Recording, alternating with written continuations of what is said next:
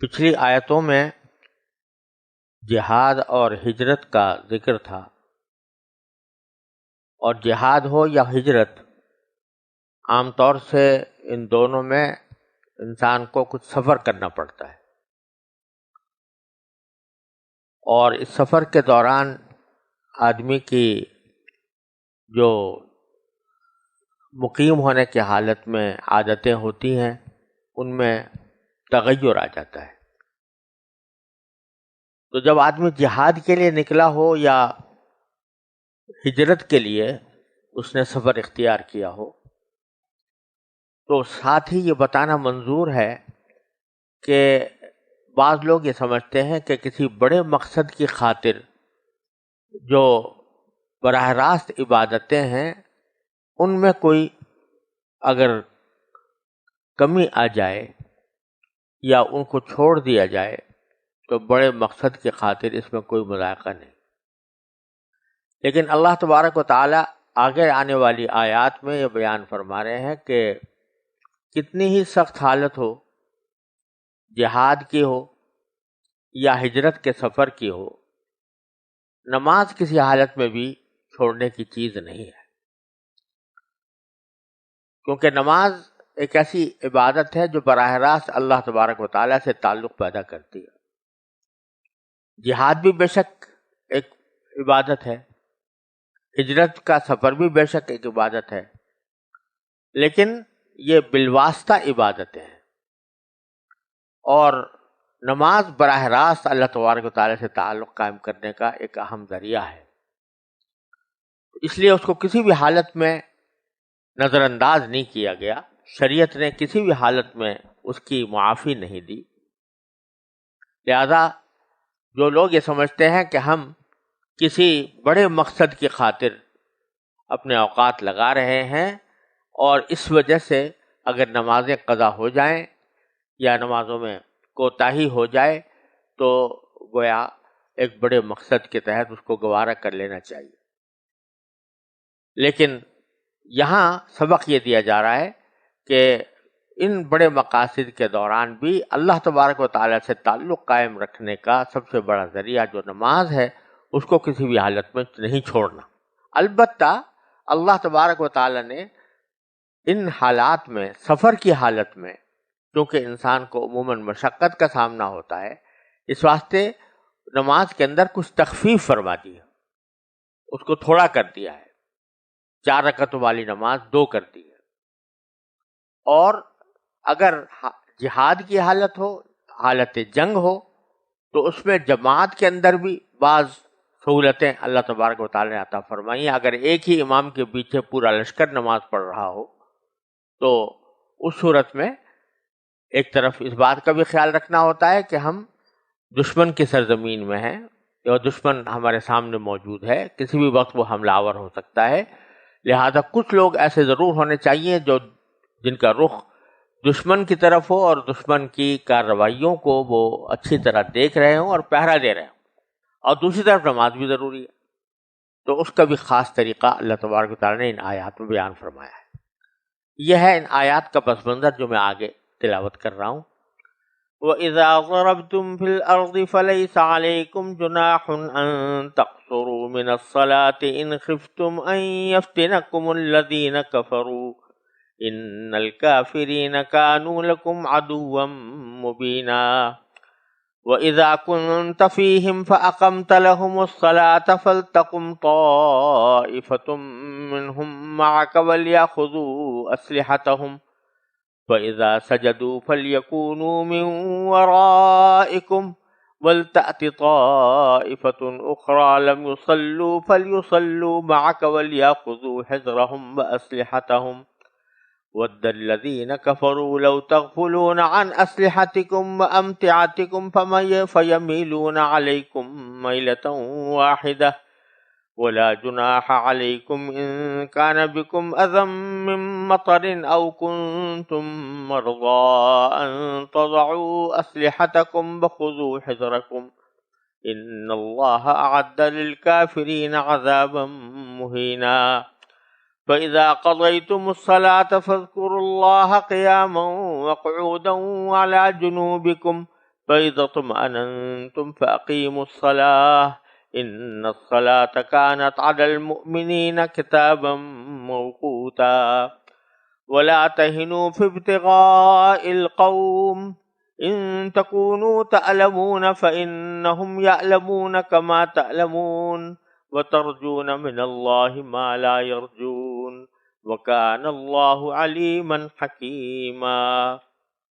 ان آیات کریمہ کا ترجمہ یہ ہے، اور جب تم زمین میں سفر کرو اور تمہیں اس بات کا خوف ہو کہ کافر لوگ تمہیں پریشان کریں گے، تو تم پر اس بات میں کوئی گناہ نہیں ہے کہ تم نماز میں قصر کر لو۔ یقیناً کافر لوگ تمہارے کھلے دشمن ہیں، اور اے پیغمبر جب تم ان کے درمیان موجود ہو اور انہیں نماز پڑھاؤ تو دشمن سے مقابلے کے وقت اس کا طریقہ یہ ہے کہ مسلمانوں کا ایک گروہ تمہارے ساتھ کھڑا ہو جائے اور اپنے ہتھیار ساتھ لے لے۔ پھر جب یہ لوگ سجدہ کر چکے تو تمہارے پیچھے ہو جائیں، اور دوسرا گروہ جس نے ابھی تک نماز نہ پڑھی ہو آگے آ جائے اور وہ تمہارے ساتھ نماز پڑھے، اور وہ اپنے ساتھ اپنے بچاؤ کا سامان اور اپنے ہتھیار لے لے۔ کافر لوگ یہ چاہتے ہیں کہ تم اپنے ہتھیاروں اور اپنے سامان سے غافل ہو جاؤ تو وہ ایک دم تم پر ٹوٹ پڑے، اور اگر تمہیں بارش کی وجہ سے تکلیف ہو یا تم بیمار ہو تو اس میں بھی تم پر کوئی گناہ نہیں ہے کہ تم اپنے ہتھیار اتار کر رکھ دو۔ ہاں، اپنے بچاؤ کا سامان ساتھ لے لو۔ بے شک اللہ نے کافروں کے لیے ذلت والا عذاب تیار کر رکھا ہے۔ پھر جب تم نماز پوری کر چکو تو اللہ کو ہر حالت میں یاد کرتے رہو، کھڑے بھی، بیٹھے بھی اور لیٹے ہوئے بھی۔ پھر جب تمہیں اطمینان حاصل ہو جائے تو نماز قاعدے کے مطابق پڑھو۔ بے شک نماز مسلمانوں کے ذمے ایک ایسا فریضہ ہے جو وقت کا پابند ہے، اور تم ان لوگوں یعنی کافر دشمنوں کا پیچھا کرنے میں کمزوری نہ دکھاؤ۔ اگر تمہیں تکلیف پہنچی ہے تو ان کو بھی اسی طرح تکلیف پہنچی ہے جیسے تمہیں پہنچی ہے، اور تم اللہ سے اس بات کے امیدوار ہو جس کے وہ امیدوار نہیں، اور اللہ علم کا بھی مالک ہے، حکمت کا بھی مالک۔ ان آیات کریمہ میں 3 مضامین ہیں، اور تینوں کے بارے میں ہدایات عطا فرمائی گئی ہیں۔ پہلا مضمون یہ ہے کہ آدمی اگر سفر میں ہو تو اس کو نماز قصر کرنے کی اجازت دی گئی ہے، اور اسی لیے فرمایا گیا کہ وَإِذَا ضَرَبْتُمْ فِي الْأَرْضِ، جب تم زمین میں سفر کرو، فَلَيْسَ عَلَيْكُمْ جُنَاحٌ أَن تَقْصُرُوا مِنَ الصَّلَاةِ، تو تم پر اس بات کا کوئی گناہ نہیں ہے کہ تم نماز میں قصر کرو، نماز کو کم کر لو۔ ان خفتم ان یفتنکم الذین کفروا، اگر تمہیں اس بات کا خوف ہو کہ کافر لوگ تمہیں پریشان کریں گے۔ یہاں یہ بات سمجھنی چاہیے کہ یہ فرمایا گیا کہ جب سفر کرو تو تمہارے لیے قصر کی اجازت ہے۔ اب اس سفر کتنا ہو اس کا بیان قرآن کریم نے نہیں فرمایا، لیکن احادیث اور صحابہ کرام کے آثار کی روشنی میں فقہاء کرام نے عام طور سے جو مدت مقرر کی ہے، سفر کی مسافت مقرر کی ہے، وہ تقریباً 48 میل کے قریب بیٹھتی ہے۔ تو اگر کوئی شخص اتنا سفر کرے جس میں کہ 48 میل اس کو چلنا ہو اپنے شہر سے، تو اس کے لیے سفر قصر کرنا جائز ہو جاتا ہے۔ اور یہ قصر کب تک کر سکتا ہے اس کے بارے میں بھی قرآن کریم میں کوئی تفصیل بیان نہیں ہوئی، لیکن احادیث میں رسول کریم صلی اللہ علیہ وسلم کے عمل سے اور صحابہ کرام کے ارشادات کی روشنی میں فقہائے کرام نے مختلف موقف اختیار کیے ہیں۔ حنفی فقہ کی روح سے اگر کوئی شخص 14 دن سے زیادہ قیام کرے گا تو پھر وہ قصر نہیں کر سکتا، اور اگر 14 دن کے اندر اندر ہے تو اس کو 15 دن سے کم ہے تو اس صورت میں وہ قصر کرتا رہے گا، اور جب تک کہ اتنی مدت تک اقامت کی نیت نہ کر لے تو اس وقت تک قصر کرنا اس کے لیے جائز ہوگا۔ ایک بات تو یہ ہے، قرآن کریم میں جو تعبیر اختیار کی گئی ہے وہ یہ ہے کہ تم پر قصر کرنے میں کوئی گناہ نہیں، جس کا ظاہری مفہوم یہ معلوم ہوتا ہے کہ قصر کرنا جائز تو ہے، واجب نہیں ہے۔ لہذا اگر کوئی شخص پوری نماز پڑھنا چاہے تو پوری نماز پڑھنے میں بھی کوئی مذاقہ نہیں، بظاہر اس کی تعبیر سے یہ بات معلوم ہوتی ہے۔ لیکن حنفی مسلک کے مطابق یہ تعبیر ایسی ہی ہے جیسے کہ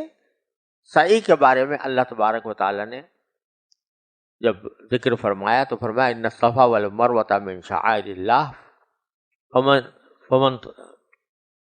فمن حج البیت او اعتمر فلا جناح علیہ ان یطوف بہما، من حج البیت او اعتمر فلا جناح علیہ ان یطوف بہما، کہ جو شخص حج یا عمرہ کرے تو اس پر کوئی گناہ نہیں ہے کہ صفا مروہ کے درمیان طواف کرے یعنی سعی کرے۔ تو وہاں بھی یہی تعبیر اختیار کی گئی کہ کوئی حرج نہیں، حالانکہ وہ واجب ہے، صحیح واجب ہے۔ اسی طرح یہاں پر بھی اگرچہ یہ تعبیر اختیار کی گئی ہے لیکن احادیث صحیحہ کی روشنی میں یہ بات معلوم ہوتی ہے کہ یہ صرف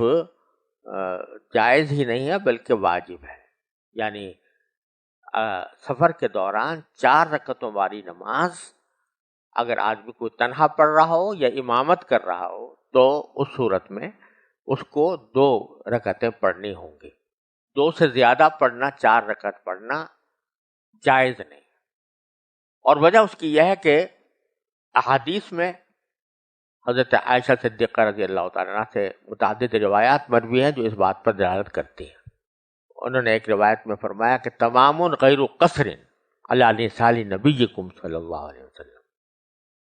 کہ یہ 2 رکعتیں جو ہیں یہ مکمل ہیں، یہ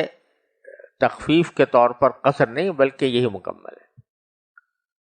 تو اس لیے حنفی مسلک کے مطابق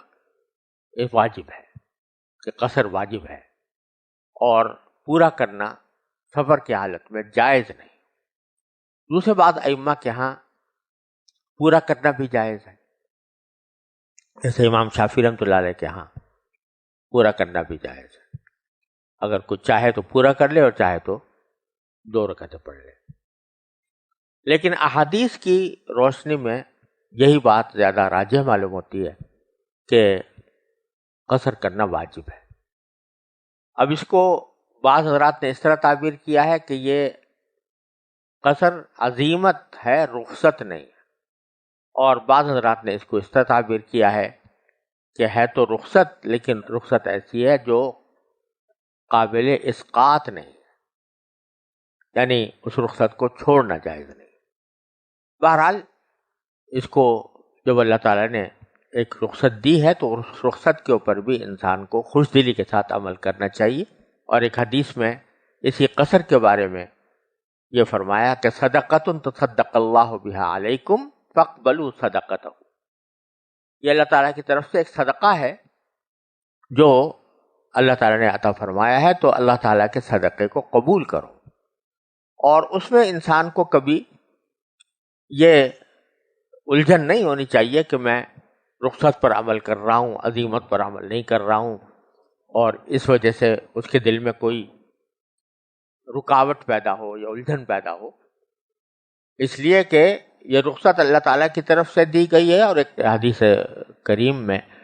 حضور اقدس صلی اللہ علیہ وسلم کا ارشاد یہ ہے کہ ان اللہ یحب ان تؤتی رخصہ کما یحب ان تؤتی عزائمہ، اللہ تبارک و تعالی اس بات کو بھی پسند کرتے ہیں کہ ان کی دی ہوئی رخصتوں پر عمل کیا جائے، جیسے کہ عزیمت پر عمل کرنے کو پسند کرتے ہیں، اسی طرح رخصتوں پر عمل کرنے کو بھی پسند فرماتے ہیں۔ تو اگر کبھی رخصت کا موقع آ جائے تو اس میں دل تنگی نہیں کرنی چاہیے، آدمی کو یہ نہیں سوچنا چاہیے کہ میں نے ایک فریضہ کم کر دیا۔ اسی طرح اگر روزہ چھوڑنا پڑا ہے کسی بیماری کی وجہ سے یا سفر کی شدت کی وجہ سے، تو آدمی کو دل تنگ نہیں کرنا چاہیے کہ میں یہ روزہ کیوں چھوڑ دیا،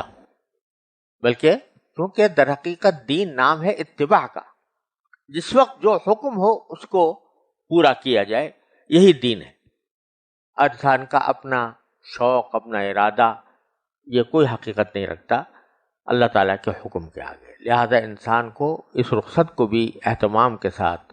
اور خوش دلی کے ساتھ اختیار کرنا چاہیے۔ پھر آگے ایک اور لفظ بڑھا ہوا ہے قصر کے سلسلے میں کہ ان خفتم ان یفتنکم الذین کفروا، کہ اگر تمہیں اس بات کا اندیشہ ہو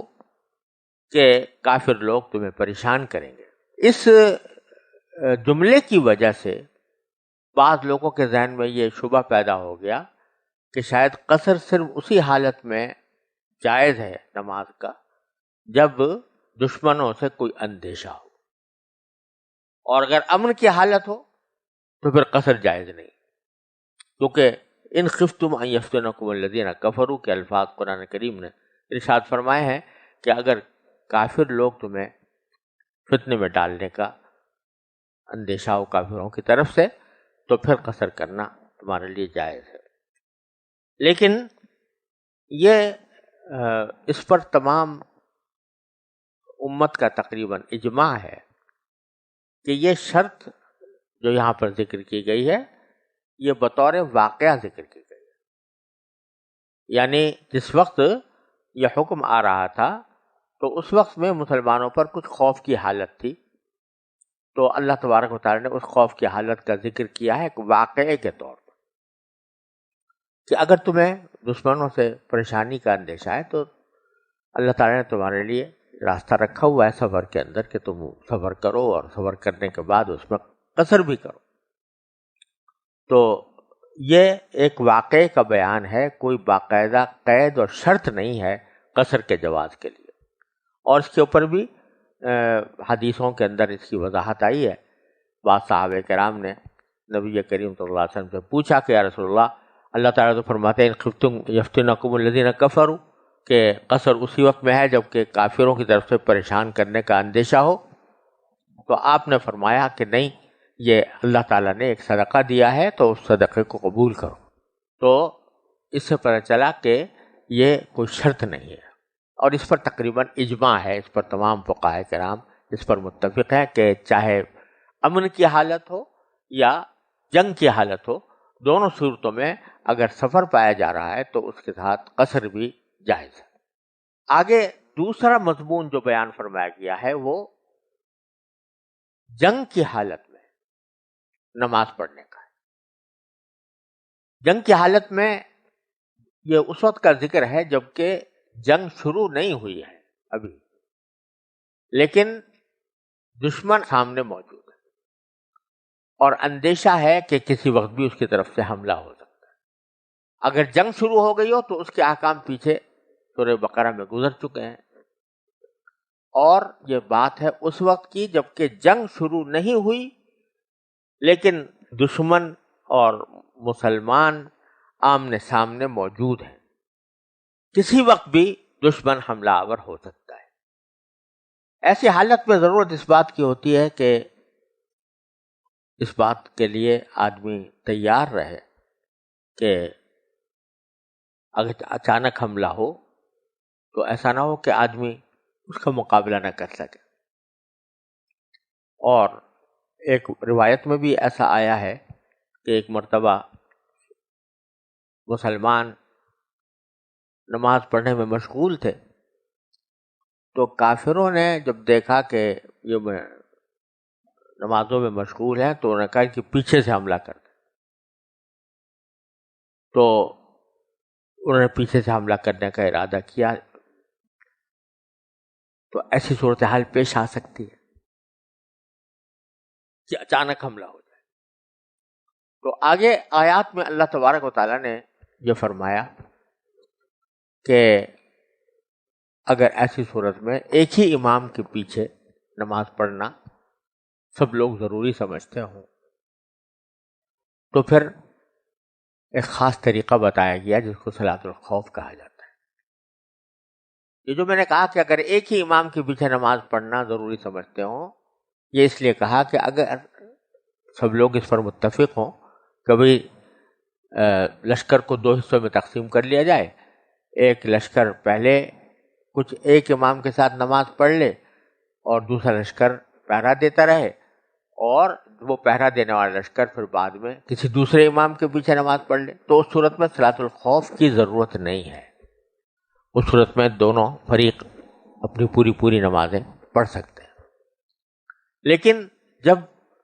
ایک ہی امام کے پیچھے پڑھنی ہو تو پھر آگے قرآن کریم نے یہ بتلایا کہ دو گروہ کر لیے جائیں، ان میں سے ایک گروہ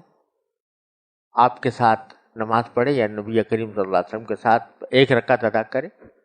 اور دوسرا گروہ دشمن کے مقابل کھڑا رہے، پہرا دیتا رہے. اور جب وہ پہلا گروہ جب نماز کی پہلی رکعت پوری کر لے تو پھر دوسرا گروہ آ جائے. چنانچہ فرمایا گیا وَإِذَا كُنْتَ فِيهِمْ، اور اے پیغمبر جب تم ان کے درمیان موجود ہو.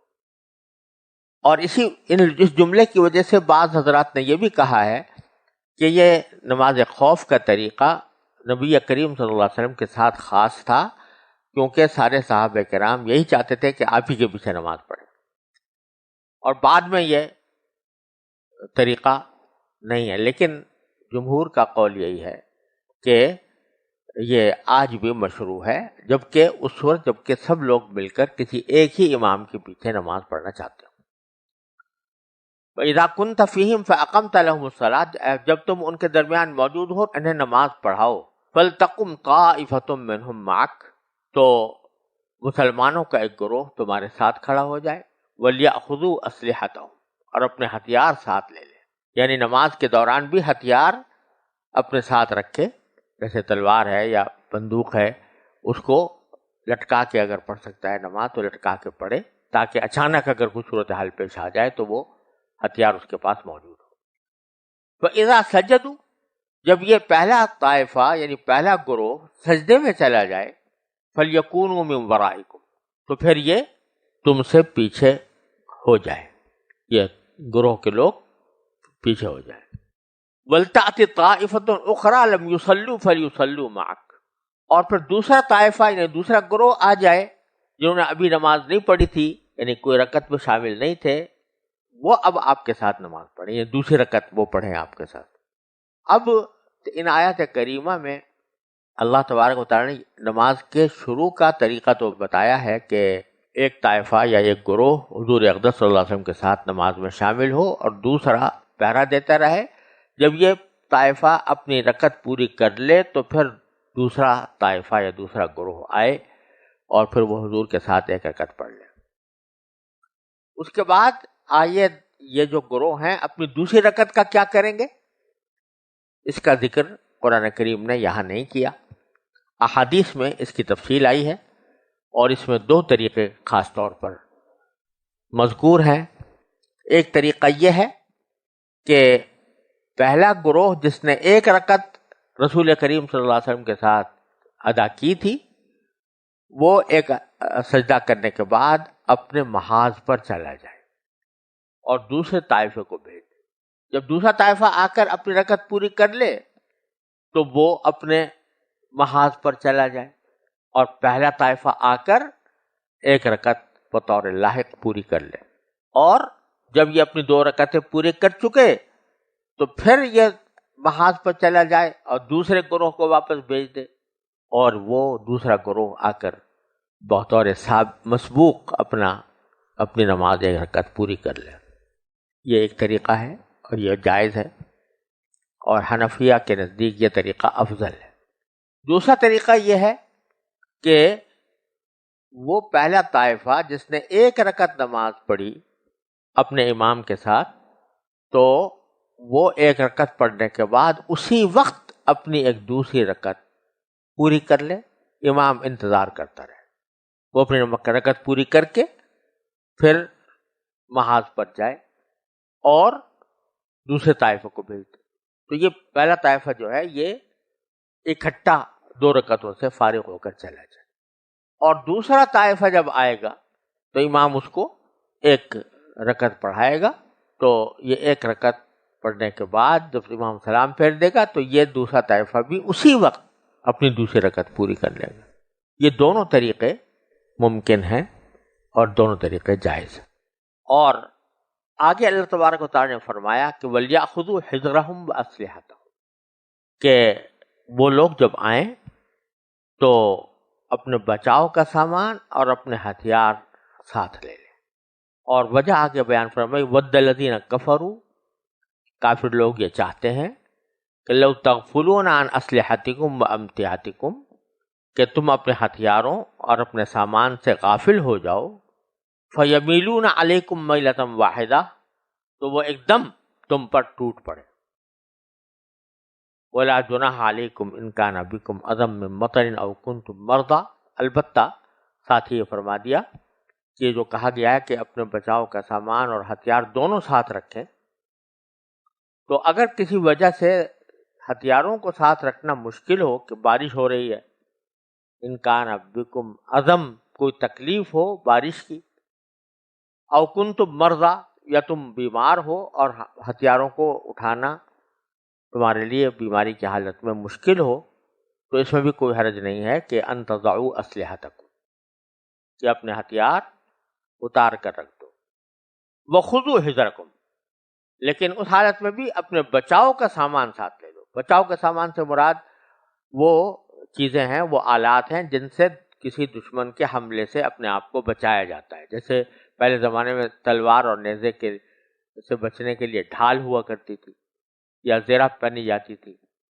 تو وہ بچاؤ کا سامان ہے۔ آج کے دور میں بھی جو بھی کوئی طریقہ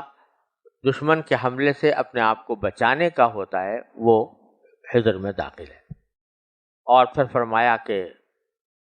ان اللہ اعد للکافرین عذابا مہینا، بے شک اللہ نے کافروں کے لیے ذلت والا عذاب تیار کر رکھا ہے۔ فاذا قضیتم الصلاۃ، پھر جب تم نماز پوری کر چکو، فاذکروا اللہ قیاما وقعودا وعلی جنوبکم، تو اللہ کو یاد کرتے رہو، کھڑے بھی، بیٹھے بھی اور لیٹے ہوئے بھی۔ یعنی یہ نہ سمجھو کہ نماز ایک مرتبہ پڑھ لی تو بس اللہ تعالیٰ کی یاد کا، اللہ تعالیٰ کے ذکر کا حق ادا ہو گیا۔ بندے کا کام یہ ہے کہ جتنا ہو سکے وہ اللہ تعالیٰ کے ذکر میں مشغول رہے، زبان سے یا دل سے۔ تو نماز پوری کرنے کے بعد بھی اللہ تبارک و تعالیٰ تاکید فرما رہے ہیں کہ فَاذْكُرُوا اللَّهَ قِيَامًا وَقُعُودًا، کھڑے، بیٹھے، لیٹے، جس حالت میں بھی ہو۔ اب یہ اللہ تعالیٰ کی رحمت ہے کہ اس نے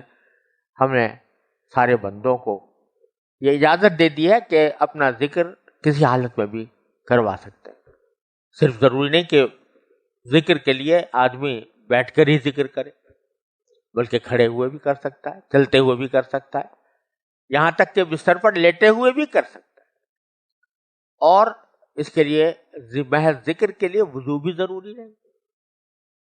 اللہ تعالیٰ نے اپنے ذکر کو اتنا آسان کر دیا، حالانکہ اللہ تبارک و تعالیٰ کی ذکر ایسی اعلیٰ چیز تھی کہ اگر اس کے اوپر کتنی بھی شرطیں لگائی جاتی تو مناسب تھا کہ اللہ جل جلالہ کا ذکر ہے، وہ کچھ احتیاطیں چاہتا ہے، کچھ وقار چاہتا ہے، لیکن اللہ تعالیٰ نے اپنے ذکر کو اتنا آسان کر دیا کہ وضو بھی ضروری نہیں، غسل بھی ضروری نہیں، کوئی جگہ بھی ضروری نہیں، کوئی حالت بھی ضروری نہیں، کھڑے ہو، بیٹھے ہو یا لیٹے ہو، ہر حالت میں اللہ تعالیٰ کا ذکر کرتے رہو۔ یہ بار بار قرآن کریم جو اس طرف توجہ دلاتا ہے، اور دوسری جگہ پر فرمایا گیا کہ یا ایھا الذین آمنوا اذکروا اللہ ذکرا کثیرا وسبحوہ بکرۃ واصیلا۔ یہ اس لیے نہیں کہ معاذ اللہ تعالیٰ کو ہمارے ذکر کرنے سے کوئی لطف آتا ہے، اللہ تبارک و تعالیٰ تو بے نیاز ہے. ساری دنیا اگر اللہ تعالیٰ کے ذکر کو چھوڑ دے، اس کے شان کمال و جلال میں، اس کی شان جمال میں حبہ برابر کمی نہیں آتی. اور ساری کائنات ذکر کرتی رہے تو اس کے شان کبریائی میں حبہ اضافہ نہیں ہوتا. وہ بے نیاز ہے. ان اللہ لغنی حمید. وہ بتاتے خود قابل تعریف.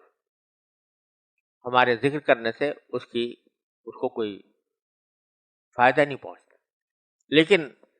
ہم سے جو ذکر کرنے کا حکم دیا جا رہا ہے وہ در حقیقت ہمارے فائدے کے لیے، کہ جب بندے کا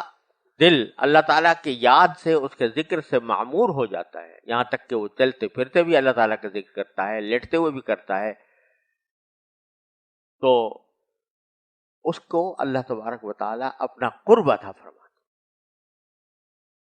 اور جتنا قرب اللہ تبارک و تعالیٰ کا حاصل ہوگا اتنا ہی انسان شیطان اور نفس کے حملوں سے بچے گا.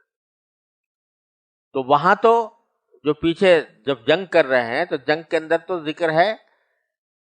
دشمن کے ظاہری حملوں سے بچنے کا، اس کے بچاؤ کے لیے اسلحہ، اس کے بچاؤ کے لیے بچاؤ کا سامان یہ ہے. اور جب وہاں سے چلے آئے اور نماز پوری کر لی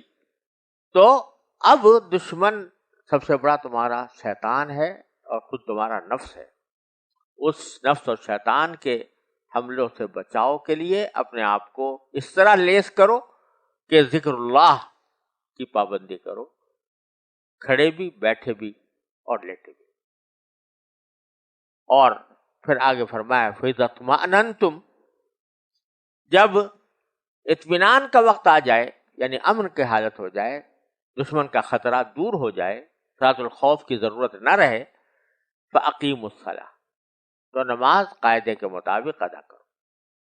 یعنی پوری نماز ادا کرو، جس طرح کہ ایک امام کے پیچھے سب لوگ پڑھیں گے. اس میں دو طائفے یا دو گروہ کرنے کی ضرورت نہیں. ان الصلاۃ کانت علی المؤمنین کتابا موقوتا، بے شک نماز مسلمانوں کے ذمے ایک ایسا فریضہ ہے جو وقت کا پابند ہے. اس میں یہ بھی بتا دیا کہ نماز تو فرض ہے ہی، لیکن نماز کو اس کے وقت میں پڑھنا یہ ہے مطلوب. اسی لیے وقت کو نماز کے لیے شرط قرار دیا گیا کہ جب تک وقت نہیں آ جائے گا اس وقت تک وہ نماز مقبول نہیں ہوگی. تیسرا مضمون ان آیات میں جو آخری آیت میں بیان کیا گیا ہے وہ یہ ہے کہ لا تہنوا فی ابتغاء القوم، دشمن کا پیچھا کرنے سے سستی نہ دکھاؤ. اس کا شان نزول بعض روایتوں میں آیا ہے کہ یہ جنگ احد کے اندر جب اللہ تعالیٰ نے پہلے مسلمانوں کو کچھ کسی درجے میں پیچھے ہٹنا پڑا تھا، اور بعد میں پھر اللہ تعالیٰ نے